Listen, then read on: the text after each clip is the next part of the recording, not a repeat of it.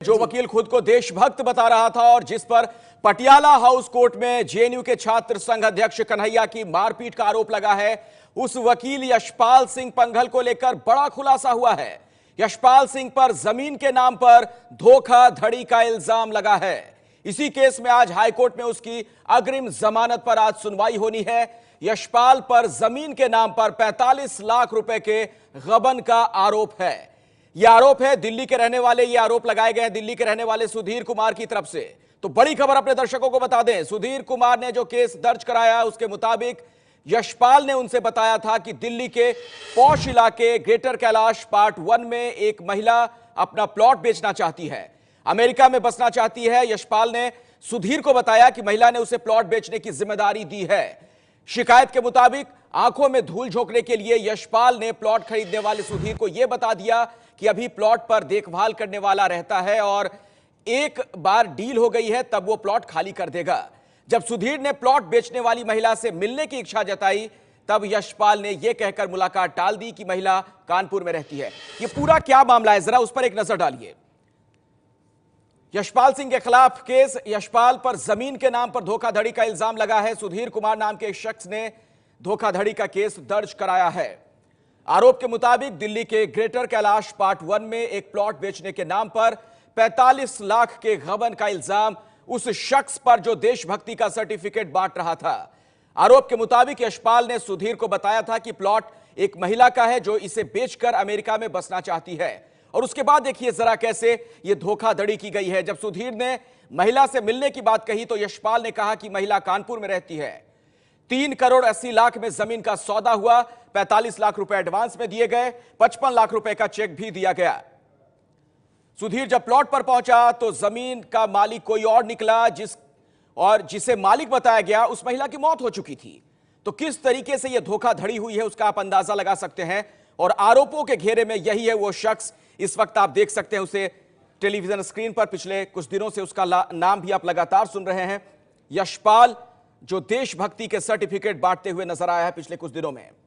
हालांकि पुलिस ने उसे कल गिरफ्तार भी किया था, थाने से उसे जमानत मिल गई और अब यह एक खुलासा हो रहा है धोखाधड़ी का।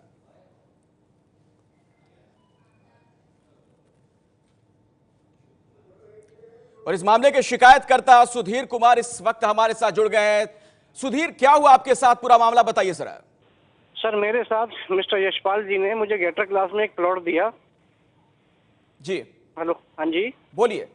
और उसमें सर उन्होंने किसी मतलब फेक लेडी को खड़ा कर दिया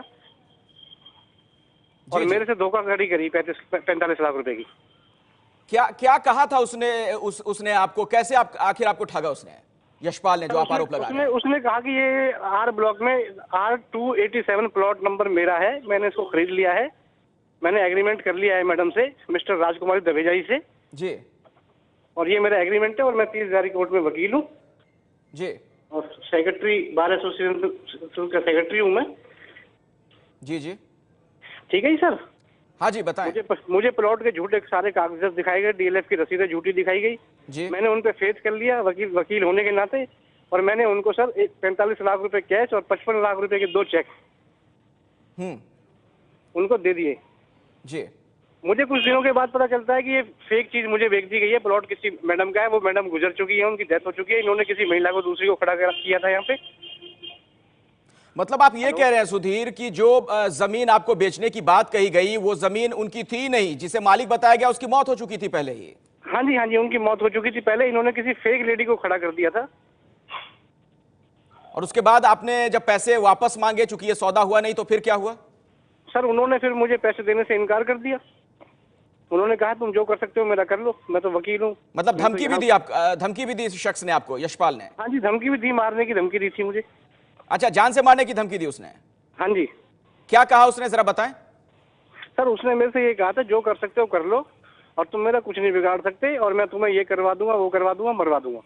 आप सुधीर ये कहना चाह रहे हैं कि यशपाल, वो शख्स जो देशभक्ति के सर्टिफिकेट बांट रहा था इन दिनों, उसने आपको जान से मारने की धमकी दी, आपके साथ उसने धोखाधड़ी की जमीन के नाम पर?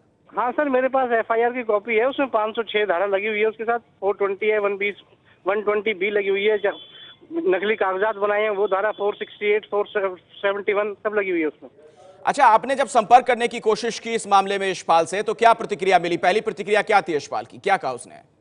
सर उसने मेरे को कभी भी मेरे फोन ही नहीं उठाता था सर, मिलता ही नहीं था मुझसे। अच्छा, फोन नहीं उठाता था, मिलता नहीं था सर मुझसे बिल्कुल भी वो। आपको यह कैसे पता चला कि जिस जमीन की बात हो रही है, जो जमीन उसने बेचने की बात आपसे कही थी, वो उसकी है ही नहीं दरअसल, जिस महिला का जिक्र किया था यशपाल ने आपसे? सर मुझे ऐसे पता चला क्योंकि मैं वहां पे जब प्लॉट पे गया तो वहां का जो चौकीदार था वो ये कह रहा है ये तो चंडीगढ़ की मैडम का प्लॉट है और उनकी डेथ हो गई है अब, काफी दिन पहले ही। ये तो आपके साथ किसी ने गलत कर दिया है। जो पैसे आपने एडवांस में दिए थे, उनमें से कुछ पैसे आपको वापस मिले या नहीं फिर? सर मुझे उसमें से 27 मिल गया बाई कोर्ट। अच्छा, 27 लाख। मेरा 21 मेरा पेंडिंग है इनके ऊपर अभी भी। आप ये कह रहे हैं कि 27 लाख आपको वापस मिले, 21 लाख रुपए अभी भी मिलने हैं? हाँ जी सर। और ये 21 लाख रुपए जब आप मांगते हैं यशपाल से, तो क्या आपको कहता है यशपाल? सर यशपाल मेरे से कुछ नहीं कहता है, कोर्ट से टाइम लेता रहता है। एक वकील होने के नाते बार बार इसके लिए कुछ वकील खड़े हो जाते हैं, 15-20 वकील आ जाते हैं इसके चक्कर में, और लोग वहां पे खड़े हो जाते हैं इसके आने से। जी। तो ये भेज देता है लोगों को, तो ये बार बार टाइम लेता रहता है सर हर जगह से। अभी इसने हाई कोर्ट बेल लगा रखी है, पहले भी मैंने हाई कोर्ट से कैंसिल कराई थी बेल इसकी।